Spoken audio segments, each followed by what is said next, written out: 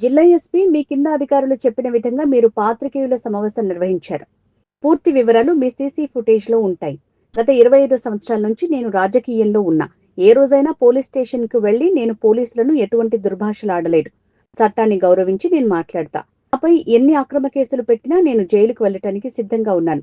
మచిలీపట్నం నగర అధ్యక్షుడు సుబ్బన్నపై ఎటువంటి కేసు పెట్టినా రిపోర్ట్ ఇచ్చి అరెస్ట్ చేయమని అడిగాను. ఇప్పటికైనా జిల్లా ఎస్పీ గారు మీ కింద అధికారులు చెప్పిన విధంగా కాకుండా మీరు జరిగిన విషయాన్ని సీసీ ఫుటేజ్ ద్వారా తెలుసుకుని ఏ విధమైన చర్యలు తీసుకున్నా నేను సిద్ధంగా ఉంటాను. నేను సుబ్బన్న వదిలిపెట్టే నువ్వు ఎందుకు తెస్తారు మీరని నేను మాట్లాడానా? పొరపాటును మాట్లాడలా. మీరు అరెస్ట్ చేస్తే ఏ కేసు కింద అరెస్ట్ చేస్తున్నారో నాకు నోటీస్ ఇవ్వండి. మీకు ఎట్లా ఇస్తాను? మా అబ్బాయి అంటే నువ్వు చుట్టమని మాకేంటి లెక్క అన్నాడు. నేను చుట్టం కాదని మీ దగ్గరే ఉందండి, అతన్ని అడగండి అంటే మా బాబాయ్ అండి అన్నాడు. మా అన్న కొడుకు అండి, వాళ్ళ నాన్న నేను కజిన్స్, మా అన్న కొడుకు, నేను బంధువును కదా, నాకు ఇవ్వండి, పోనీ ఎందుకు అరెస్ట్ చేస్తాను నాకు ఇవ్వండి అని చెప్పంటే సర్లేండి మేము వాళ్ళ భార్యకి ఇస్తాం. భార్య ఏంటండి, ఇక్కడ బంధువుని ఇక్కడే ఉన్నా కదా, వాళ్ళ బంధువుని అతను చెప్తున్నాడు కదా బాబాయ్ అని, ఇంకెవడు కావాలి నాకు ఇవ్వండి, వాళ్ళ బాబాయ్కి ఇచ్చామని రాసుకోండి, ఎందుకు అరెస్ట్ చేస్తున్నారు ఇచ్చేసి అరెస్ట్ చేసేటువంటి రిమైండ్ పంపించుకోండి అని చెప్పి మాట్లాడాను. మాట్లాడితే సరే తొందరగా నువ్వు వెళ్ళి రిమైండ్ కొట్టేసేసి ఈయనకైతే ఈయనకి వాళ్ళ ఇంటికి వెళ్ళి వాళ్ళ భార్యకి అయితే భార్యకి ఏదో ఒకటి ఇచ్చేద్దాం, తొందరగా నువ్వు రిమైండ్ కొట్టని ఎస్ఐ గారిని పంపించేశాడు. పంపించి ఇది మాట్లాడుతుంటే మచిలీపట్నం మేయర్ గారి భర్త లోపలికి వస్తా, ఎస్హెచ్ఓ రూమ్లోకి వస్తుంటే ఈయన చెప్తున్నాడు, సార్ ఎస్ఐ గారు ఈయన నాతో చెప్తున్నాడు కదా తొందర రిమైండ్ కొట్టేస్తున్నాడు మా ఎస్ఐ గారు అని. ఆయన ఎక్కడ కొడతాడు సార్, ఇప్పుడు ఇవాళ రేపు ఎవరో ఒకళ్ళు టైపిస్టులు కావాలి కదా, ఎస్ఐ గారు సొంతంగా ఎక్కడ కొడతాడు, టైపిస్ట్ కావాలి కదా అని చెప్పాను. అనే లోపల ఆయన మా మేయర్ గారు భర్త వచ్చి, ఎస్ఐ గారు ఎక్కడున్నారండి, ఎస్ఐ గారు స్టేషన్లో లేరు, స్టేషన్ బయటికి నడుచుకుంటా ఫోన్ మాట్లాడుకుంటూ వెళ్ళిపోతున్నారు, బయటికి వెళ్తున్నారు అని చెప్పాను. బయటికి వెళ్తుంటే వెంటనే సిఐ గారు ఆ మేయర్ గారి భర్తని ఏం తమాషాలు చేస్తున్నావు అన్నాడు. అంటే ఒక సంఘంలో మర్యాద కలిగినటువంటి పలుమార్లు కార్పొరేటర్ చేశాడు, ఇవాళ రిజర్వేషన్లో భార్య గారు ఉంచుంది, మేయర్గా ఉన్నారు ఆవిడ. అతన్ని తమాషాలు చేస్తున్నావు ఏంటంటే, ఎట్లా ఆడతావు, ఏం ఆడుతున్నావు సిఆర్ని, తమాషాలు చేస్తామని అంటావా మేయర్ గారిని నేను అన్నా. ఏ తమాషాలు అనకూడదా అన్నాడు. ఎట్లా అంటావు నువ్వు, తమాషాలు చేయటం ఏంటి, మన ఇష్టం చేయడం మాడతారా? అది మాట ఆయన లేచి నుంచుని మాట్లాడుతున్నాడు. ఎట్లా అంటావు, నా మీద ఏలుపు కావాలని రెచ్చగొట్టి, అంటే గడిచిన సంవత్సరంన్నరగా అతను పూర్తిగా టీడీపీకి అనుకూలంగా పనిచేస్తున్నాడు, ఏకపక్షంగా పనిచేస్తున్నాడు. గతంలో పలుమార్లు చెప్పాం పై అధికారులకి ఏకపక్షంగా పనిచేస్తున్నాడని చెప్పని. ఆయన అసలు ఆపగలిగేవాడు కూడా ఎవరు లేరు, ఆయన ఇష్టం చేయడం మాట్లాడుతున్నాడు. మాట్లాడితే మరి ఆత్మగౌరవాన్ని చంపుకుని ఎక్కడ బతుకుతాం, ఆత్మగౌరవాన్ని చంపుకుని బతకలేం కదా. అంటే మేయర్ల భర్తల్ని కార్పొరేటర్లని ఆయన ఏది కావాలంటే అది మాట్లాడచ్చు. అంటే పోలీస్ స్టేషన్లో ఎంత తోలనాడినా నోరు మూసు కూర్చోమనేటువంటి పద్ధతి ప్రజాస్వామ్యంలో ఎక్కడ ఉంటుంది? పోలీస్ అంటే ఏది పడితే అది, ఎవరిని పడితే వాళ్ళని అమర్యాదగా స్టేషన్లో కుర్చీలో కూర్చుంటే మాట్లాడచ్చు అనేది చట్టం చెప్తుందా, సాంప్రదాయాలు చెప్తున్నాయి, ఎక్కడ చెప్తున్నాయి? దాని మీద ఆయన అరిచాడు, నేను అరిచాను, ఇద్దరం అరుచుకున్నాం. దాంట్లో ఏం తప్పు, ఏం బెదిరించాను దాంట్లో చెప్పండి.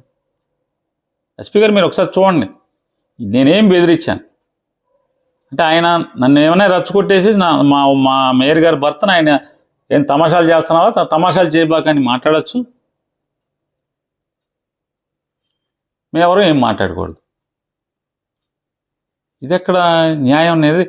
అది సహజ న్యాయమా? పోనీ ఎట్లా అవుతుంది? ఆయన ఏది పడితే అది మాట్లాడచ్చు. బహుశా అవ్వచ్చు, బహుశా ప్లాన్ అయ్యి ఉంటుంది. ఎందుకంటే ఆయనతో పాటు విలేకరులు తెచ్చుకున్నారు. ఇంకొక ఎస్ఐ ఏఆర్ఎస్ఐ గారిని కూడా స్పెషల్ పార్టీ అంటున్నారు. ఆయనకి ఫోన్ ఇచ్చి నువ్వు షూట్ చేయి అన్నాడు. ఇది విలేకరుల సాక్ష్యం, అందరూ సాక్ష్యం. కావాలంటే ఏఆర్ఎస్ఐ గారు ఉన్నాడు, ఆ పక్కన హెడ్ కానిస్టేబుల్ స్పెషల్ పార్టీ వాళ్ళు ఉన్నారు. షూట్ చేస్తుంటే ఆయన ఆ ఫోన్ పెట్టి, ఏం సుబ్బన్న గారు మీరు నోటీస్ ఇస్తే మీరు ఎందుకు రాలేదని. సార్ నేను వచ్చాను సార్, రాపోతాం ఏంటండి, నోటీస్ జేబులో పెట్టుకొచ్చాను, 4 సార్లు వచ్చాను నేను స్టేషన్కి, రాలేదంటారండి. ఎస్ఐ గారు కూడా సిఐ నబీ దగ్గర ఒప్పుకున్నారు కదా అని సుబ్బన్న అన్నాడు. ఇక అట్లా ఆయన ఏంటంటే లేదే మీరు సమానం చెప్పకూడదు, మొత్తం నేనే అడుగుతా, అది రికార్డ్ అవ్వాలంట. ఇది ఎక్కడ ఇష్టం నాకు అర్థం కాల.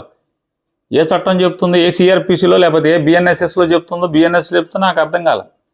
ఒక ఏఆర్ఎస్ఐ గారికి తనే సిఐ తన ఫోన్ ఇచ్చి అంటే మీరు ఒకసారి ఎస్పీ గారిని అర్థం చేసుకోమని చెప్తున్నాను. అంటే మీ కింద ఉన్నటువంటి పనిచేసేటువంటి అధికారులు ఏ రకంగా మీ దగ్గర మా మీద చెడు చెప్పటానికి, మేమేదో పోలీస్కి వ్యతిరేకం కాదు, పోలీస్ ఉద్యోగం పెట్టుకుని ఏకపక్షంగా రాజకీయంగా ఒక పక్షాన ఒరిగిపోయి కక్ష సాధింపు చేస్తున్నప్పుడు మరి తిరగబడి మాట్లాడతారు కదా, మాట్లాడకుండా ఎట్లా ఉంటారు? గడిచిన 16 మాసాలుగా అతను ఇదే పనిలో ఉన్నాడు. సుమారుగా 14 మాసాలు 15 మాసాల నుంచి ఇదే పనిలో ఉన్నాడు ఆయన. మీకు చిన్న ఉదాహరణ చెప్తాను. ఒక సోషల్ మీడియా కార్యకర్త, ఫస్ట్ అసలు సీఏ ఎవరో నాకు తెలియదు, ఆ సీఏని సోషల్ మీడియా ఒక కార్యకర్త పెళ్ళిలో ఉంటే అతన్ని మఫ్టీలో ఉన్నటువంటి కానిస్టేబుల్ చొక్కా పట్టుకుని ఈడ్చుకుంటా స్టేషన్ తీసుకెళ్ళాడు. ఏమన్నా అంటే ఆయన మళ్ళీ కులాలు చెప్తున్నారని బందర్ ఎమ్మెల్యే గారు మాట్లాడతాడు. ఓ దళిత కుర్రాడు పెళ్ళిలో ఉంటే లాక్కి ఈడ్చుకుని వెళ్ళారు. నేను వెంటనే స్టేషన్కి వెళ్ళాను. అప్పుడే సీఏ గారు ఆయన చూడటం, ఏంటి సీఏ గారు అని, సోషల్ మీడియా పోస్టింగ్ పెట్టాడు. ఏం పెట్టాడండి అని ఆయన చూపించాడు. 2.5 సంవత్సరాల క్రితం సంబరాల రాంబాబు పోలీసులకి లాడ్జ్లో దొరికాడు అని పెట్టాడంట 2.5 సంవత్సరాల క్రితం. ఎప్పుడు నేను చెప్పేది సంవత్సరంన్నర క్రితం, సంవత్సరం 5 మాసాలు, సంవత్సరం 4 మాసాల క్రితం సంబరాల రాంబాబు జైల్లో దొరికాడు, లాడ్జ్లో పోలీసులకు దొరికాడని పెట్టాడంట. అది నేరం అంటాడు. సంబరాల రాంబాబు అంటే ఎవరన్నా అడిగాను సిఐ గారిని. మీకు అన్నీ తెలుసులాండి అని నోటితో చెప్పేశారు. తప్పు సిఐ గారు, పోస్ట్కి అర్థం ఉండాలి కదా. అంటే నన్ను నమ్మకంగా, సార్ మీరు నేను గుడివాడలో పనిచేశాను, కొడాల నాని గారిని అడగని నా గురించి చెప్తాడు, అద్భుతంగా పనిచేశాను కొడాల నాని గారికి, నేను మీకెందుకు నేను పంపిస్తాను, నేను మీకు మీ ఇవ్వండి, మీకు పంపించేస్తా కదా, మీరు వెళ్ళిపోండి సార్, కాసేపు మాట్లాడుకుని నేను పంపించేస్తాను. కొట్టబాకండి సిఐ గారు, కొడితే మేము తిరగబడతాం, మీరు తీసుకొచ్చారు అంటే లాక్కొచ్చారు, మేము వచ్చాం, నేను మీకు అప్ చెప్తున్నా, కుర్రని కూడా చేతులు చేయబెట్టా, నేను మీకు అప్ చెప్తున్నా, మీరేమైనా ఉంటే మీకు ఇబ్బంది ఉంటే కేసు కట్టుకోండి, రిమాండ్కి పెట్టండి, మేము బెయిల్ గిల్ల తెచ్చుకుంటాం వెళ్ళి చెప్తే. సోషల్ మీడియా కేసుకి అందులో పిచ్చి పోస్టు 2.5 సంవత్సరాల క్రితం సంబరాల రాంబాబు లాడ్జిలో దొరికాడు పోలీసులు అనే పోస్ట్. ఏంటి సంబరాల రాంబాబు అంటే ఎవరు? దానికి అతని మీద కేసు పెట్టి దాన్ని రిమాండ్ చేయించారు. 10 రోజుల వరకు బెయిల్ రాకుండా చూసుకున్నారు ఆయన. అక్కడి నుంచే తగ్గు స్టార్ట్ అయింది. అంటే తప్పు కదా, నాకు ఒక మాట చెప్పాడు, సోషల్ మీడియా కేసుకి 10 రోజులు జైలు అట్ట పెడతాడు, పోస్ట్ కూడా పోనీ అసభ్యంగా ఏముంది, ఎవరి మీద పెట్టాడు? ఏంటంటే మేడం గారు భాషా గారు చెప్పారు వేసేయాలి, వేసేయటం అయిపోయింది. అక్కడి నుంచి ప్రతిదీ అతను చూస్తూనే ఉన్నాం. సరే మీ ఇష్టం, మీరు మీ వాళ్ళు చెప్పిన మాటే చెప్పారు. నేనైతే చెప్తున్నాను ఎస్పీ గారు, అవమానకరంగా మమ్మల్ని అవమానిస్తే స్టేషన్లోకి వెళ్తే మేమేం దాడికి వెళ్ళా అంటే నాకు తెలియక అడుగుతానండి. ఎవరన్నా ఎందుకు అరెస్ట్ చేశారో తెలియనప్పుడు ఆందోళన పరంగా మీ పోలీస్ స్టేషన్ దగ్గరికి ఎప్పుడూ మనుషులు గుమ్ముకోలేదా? మీరు అడగండి. బందర్ స్టేషన్లో ఏ స్టేషన్లోనూ గుమ్ముకోలేదా? మీరు ఆర్పేటకి వెళ్ళండి, ఎప్పుడు మనుషులు గుమ్ము కొడతారు, ఆర్పేట స్టేషన్ ఎండా ఉంటారు, సీసీ కెమెరాలు తీసుకోండి. మీరు ఎనగుదురు పోలీస్ స్టేషన్, మీ ఇష్టం చిలకలపూడి పోలీస్ స్టేషన్, ఆ పెంగళంకయ్య గారి బొమ్మ దగ్గర ఎంతమంది ఎప్పుడు ఉండేవాళ్ళు, స్టేషన్ నిండా జనం ఉండేవాళ్ళు, ఎప్పుడు ఉండేవాళ్ళు కాదు. దాన్ని దొమ్మికి వెళ్తాం, దాడికి వెళ్తాం, 10 మంది ఎందుకు? ఏంటండి, నేను చిలకలపూడి స్టేషన్ నుంచి ఎస్ఐ గారు సుబ్బన్న ముగ్గురం కలిసి నడుచుకుంటానే వచ్చాం. ప్రభాకర్ రావు నడుచుకుంటూ వచ్చి మేము బయట కూర్చుంటామని అడిగాం. ఎక్కడ స్టేషన్కి వెనకాల ఉన్నటువంటి పాత సెల్, ఆ సెల్ ఉన్నటువంటి పక్కన బలాలు ఉన్నాయి, అక్కడికి వెళ్ళి కూర్చుంటాం. బలాన్ని అక్కడ కూర్చోటువంటి ఇదేం కూని కూరలా, లేకపోతే రెండు నా రూమ్లోనే కూర్చోండి అని చెప్పి ఆయన అన్నారు. లోపలికి వెళ్ళాం. కూర్చున్న తర్వాత సిఐ గారు వచ్చాడు, రెచ్చగొట్టాడు, ఇవన్నీ మాట్లాడాడు. మా మేయర్ భర్తని తమాషాలు చేయబాకని చెప్పి అన్నాడు. మేము అంటే ఇక మేమందరం ఉండగానే, కార్పొరేటర్లని వీళ్ళందరూ ఉండగానే ఏం తమాషా చేశాడు? ఎస్ఐ గారు బయటికి వెళ్ళిపోతుంటే మీరు రిమాండ్ కొడతారేంటండి అన్నంతగా. రిమాండ్ కొడతలేదండి, ఆయన బయటికి వెళ్ళిపోయి నడుచుకుంటా అని చెప్పారు. మా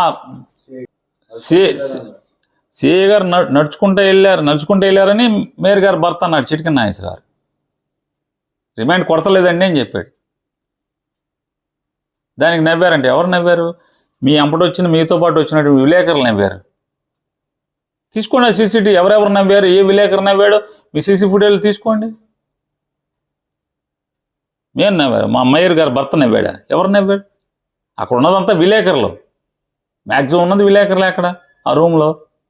మిగతా వాళ్ళు ఎవరున్నారంటే మిగతా వాళ్ళు కార్పొరేటర్లు బాధ్యత కలిగిన వాళ్ళే ఉన్నారు, అంటే సంఘంలో బాధ్యత కలిగిన వాళ్ళే ఉన్నారు. ఏం చెప్పాం మేము? తొందరగా రిమాండ్ పెట్టండి, రేపు పెళ్ళి ఉందండి, కోర్టుకు పెట్టమని అడిగాము. ఇది తప్పు, నేరం ఎట్లా అవుతుంది నాకు అర్థం కాలేదు. దానికి వెనకాల ఉన్నటువంటి ఏ విలేకరులు తీసాడో తీసుకోండి, మీరు అప్లోడ్ చేసినటువంటి విలేకరులను అడగండి. మేమేం తీయలేదు, మేము తీసుకోలేదు. తీసిన విలేకరులని పోస్ట్ చేసిన వాళ్ళు వాళ్ళే. మేము రౌడీజం చేయలేదు, నేను వదిలేయండి అని అడగలేదు, నేను తీసుకుపోతానని నేను అడగలేదు. పొరపాటు అది. మీ వాళ్ళ చాడీలు మీరు అనబాకండి. మీరు కేసు కడతాన్నారు, దానికి నేనేం కేసుకు ఫేస్ చేయడానికి సిద్ధమే, కానీ నేనేమి ఇదంట్లా. కాకపోతే మీలాంటి ఒక జిల్లా అధికారి, ఒక మంచి ఫ్రెష్గా వచ్చిన అధికారి ఇలా మాటలేని మేమేదో పోలీసుల్ని బెదిరిస్తున్నాము. ఎవరు బెదిరిస్తారు? బెదిరితే బెదురుతారా పోలీసులు? బెదిరిస్తే ఎవరు బెదురుతారండి? ఎందుకు బెదురుతారు? ఏముందని నేను బెదిరించాలంటే ఏం బెదిరిస్తాం? ఆయనే అన్నాడు రెచ్చగొడతా, నా చేయి చూపించబాకని. ఏం చూపించాను? ఏమంటే మీరు ఇట్లా చెప్పానా? ఏమంటే మీరు తమాషాలు అనబాకండి, అతను మేయర్ గారిని అంటారా మీరు అన్న? అదేంటి ఆయన అనేయచ్చు. మేము 10 మంది ఉండగా, విలేకరులు ఉండగా మేయర్ గారి భర్తను తమాషాలు చేయబాక అనొచ్చు. ఎట్లా ఇది ధర్మమో చెప్పండి మీరు. నేను మీ ఇష్టం, అంటే మా సిఐ మీద గట్టిగా మాట్లాడతావా, అది కేసే అంటే కేసు కట్టేసేయండి. మీ సిఐ గారి మీద తిరగబడి మమ్మల్ని తిట్టినా సరే మేము తిరగబడకూడదు అనేదే చట్టం అయితే కేసు పెట్టండి, ఇబ్బంది ఏముంది.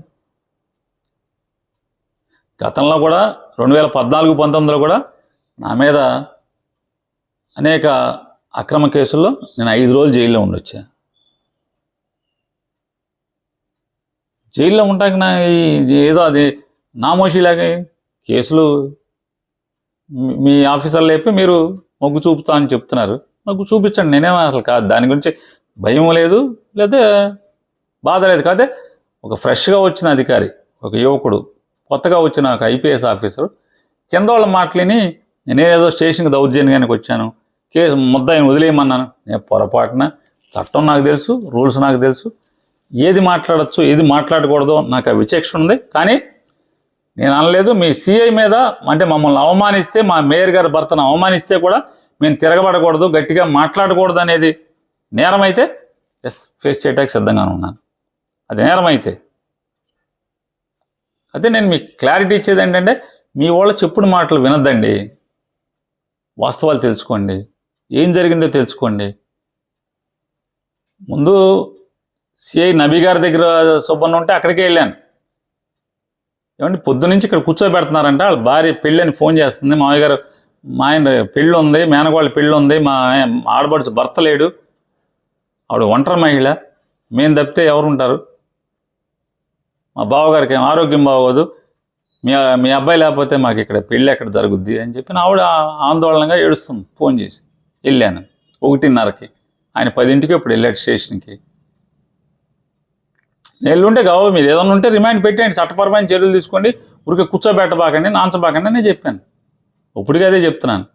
సరే పెట్టారు, రిమాండ్కి పెట్టారు, కోర్టు జడ్జి గారు అట్లా చెప్తే అటు జరుగుద్ది, దానికి ఇబ్బంది ఏం లేదు. అయితే నా మీద కూడా చట్టపరమైన చర్యలు తీసుకుంటున్నారు.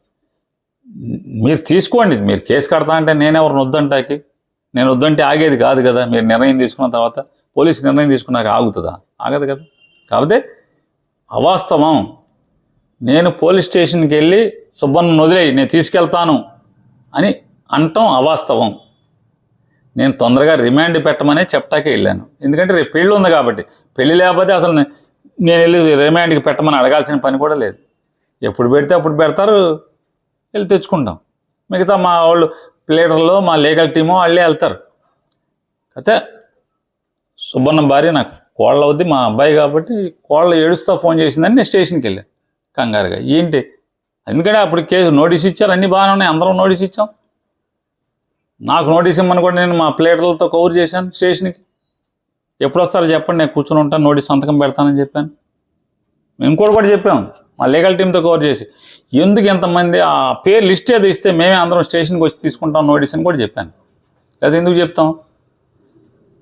మేము మా ఇంటి దగ్గర ఆఫీస్ దగ్గర 40 మందిని పిలిపించి నోటీస్ మీద సంతకాలు పెట్టించాం.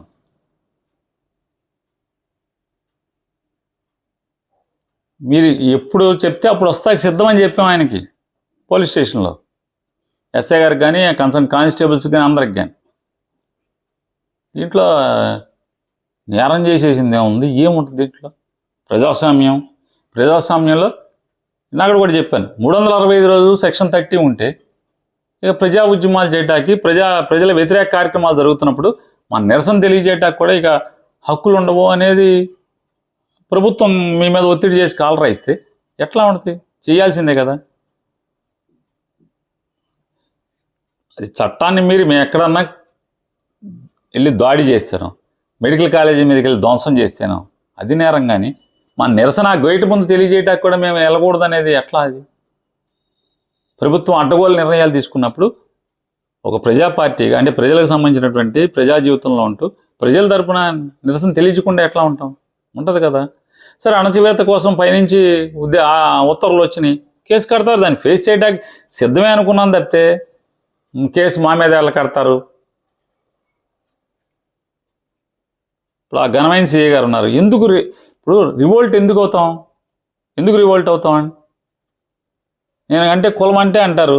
కుల రవీంద్ర గారు కుట్ర చేసి ఒక మనిషిని చంపిస్తే దాంట్లో పోలీసులే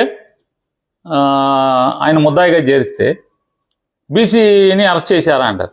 మరి ఒక రజకుడు కులం ఏంటి అంటున్నారు, బీసీ అతన్ని కొలిసి కొడితే ఇంటికి వచ్చి పోలీసుల సమక్షంలో విచ్చలవిడిగా మూకుమ్మడిగా దాడి చేసి కొడితే ఇల్లంతా ధ్వంసం చేస్తే ఇంతవరకు ముద్దాయిల్ని పిలవలేదు, స్టేషన్కి పిలవలేదు.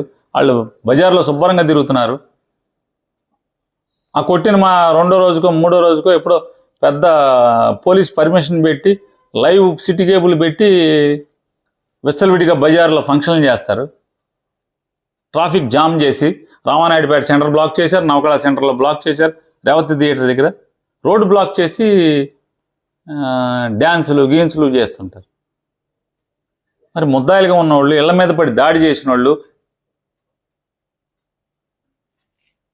మరి వాళ్ళని వదిలేసేసి అసలు నేరం చేయకుండానే తీసుకొచ్చి కూర్చోబెడతామంటే సార్ మీరు కూడా మేము విచారణ చేయండి. నేను ఏకపక్షంగా నేనేదో అంటే ఇప్పుడు సాధారణంగా ఉంది, ఒక ఐపీఎస్ ఆఫీసరు నా మీద అసత్యాలు మాట్లాడినప్పుడు సమాజం కూడా నిజం అనుకుంటుంది. నేను పొరపాటును కూడా సుబ్బన్నని విడిచిపెట్టమని ఎట్టా తెస్తామని నేను అడగలేదు. రిమాండ్కి పెట్టమనే నేను అడిగాను, అది కూడా స్మూత్గానే అడిగాను. వాళ్ళు పెడుతున్నామన్నారు, తొందరగా పెట్టండి రేపు పెళ్ళి అని చెప్పాం, అడగలేదు. రిమాండ్కి పెట్టమనే నేను అడిగాను, అది కూడా స్మూత్గానే అడిగాను. వాళ్ళు పెడుతున్నామన్నారు, తొందరగా పెట్టండి రేపు పెళ్ళి అని చెప్పాం. ఎప్పుడైతే చిటికెన్ మేయర్ గారి భర్తని చిటికెన్ నాగేశ్వరరావు అనే ఆయన్ని తమాషాలు చేయబాకని విలేకరుల సమక్షంలో మా అందరి సమక్షంలో ఇతను తోలనాడాడు కాబట్టి నేను తిరగబడ్డాం. తిరగబట్టం అంటే నేను దాడి చేయాల, కుర్చీలో కూర్చునే ఉన్నా, రెచ్చగొడతాకి లేచి నుంచుని నన్ను రెచ్చగొట్టినాడు. అయినా నేను కుర్చీలో కూర్చునే మాట్లాడా. ఇది నువ్వు అంటావా ఎట్లా అంటావనే మాట్లాడాను. నన్నేం ఉరేయలేవన్నాడు. నువ్వు సుబ్బన్న ఉరేస్తావేంటి, నువ్వు సుబ్బన్న ఉరేయలేవా అని చెప్పాను. అతను ఐ పిచ్చిలో మాట్లాడాడు, నేను ఐ పిచ్చిలోని మాట్లాడాను. మేము ప్రజా జీవితంలో 25 ఏళ్ళ నుంచి ఉన్నాం ఎస్పీ గారు. కావంటే ఇప్పుడున్న గుంటూరు ఐజీ గారు ఇక్కడ ఎస్పీ చేశారు. ఓళ్ళన్నిసార్లు కంప్లైంట్లకు వెళ్ళాం, గ్రీవెన్స్లకు వెళ్ళాం. చెప్పండి మీకు కనబడితే అడగండి. పేరునాని పోలీసుల మీద దాడులు చేసేవాడా, స్టేషన్కి వచ్చి ముద్దాయిలను వదలమంటాడా అడగండి. వాళ్ళ మంది ఆఫీసర్లు ఉన్నారు, ఇక్కడ డిఎస్పీలు చేసిన వాళ్ళు ఉన్నారు. మేము అపోజిషన్లో ఉన్నప్పుడు చేశారు, రూలింగ్లో ఉన్నప్పుడు చేశారు. చట్టం తెలిసిన వాడిని, విచక్షణ తెలిసిన వాడిని నేను కేసు నా మీద ఇప్పుడు పోవడానికి కేసులు ఉన్నాయి. రాష్ట్రంలో చాలా చోట్ల కూడా ఉన్నాయి. నేనేం నేరం చేయలే, నాకేం తప్పుడు వ్యాపారాలు లేవు. నేను బ్యాడ్ క్యారెక్టర్ కాదు, నేనేం కూనీలు చేయను, మర్డర్లు చేయను, రౌడీజం చేయను. అవమానిస్తే తిరగబడతాను. మీ వాళ్ళు ఉద్దేశపూర్వకంగా కావాలని రిజర్వ్ ఎస్ఐ గారి చేతిలో ఫోన్ పెట్టాడు. వస్తా ఆయన మీడియాని తెచ్చుకున్నాడు, మాట్లాడాడు, రెచ్చగొట్టేట్టు మాట్లాడాడు. ఆయన లేడు. మేము వెళ్ళిన నేను ఎస్ఐ ప్రభాకర్ గారు, సుబ్బన్న ముగ్గురు వెళ్ళాం స్టేషన్లోకి. ఈ చిల్లబుడి స్టేషన్ నుంచి ముగ్గురు నడుచుకుంటానే వెళ్ళాం, మాట్లాడుకుంటా. మీరు చర్యలు తీసుకోండి తప్పి మీ వాళ్ళు చాడీలేని చర్యలు తీసుకోండి. వాళ్ళు చెప్పిందే మీరు నిజం నమ్మండి, తప్పేం లేదు. కాకపోతే వాస్తవాలు ఏంటో తెలుసుకోండి. నేనైతే సుబ్బన్ని మరొకసారి చెప్తాను, సుబ్బన్ని విడిచిపెట్టమని అడగలేదు, నేను తీసుకెళ్తానని అడగలేదు. ఇది అసత్యం. తొందరగా రిమాండ్కి పెట్టండి, రేపు పెళ్ళి ఉంది, పీటల మీద ఇట్లనే కూర్చోవాలి అని మాత్రం నేను గట్టిగా మాట్లాడాను, చెప్తే వాళ్ళు సరే పెట్టేస్తాం రిమాండ్కి అన్నారు. అంతకుమించి ఎప్పుడైతే మా మేయర్ గారి భర్తని అతను మాట జారాడో అక్కడి నుంచి మాత్రం కావాలని రెచ్చగొట్టినట్టున్నాడు, కావాలని మాట్లాడినట్టున్నాడు.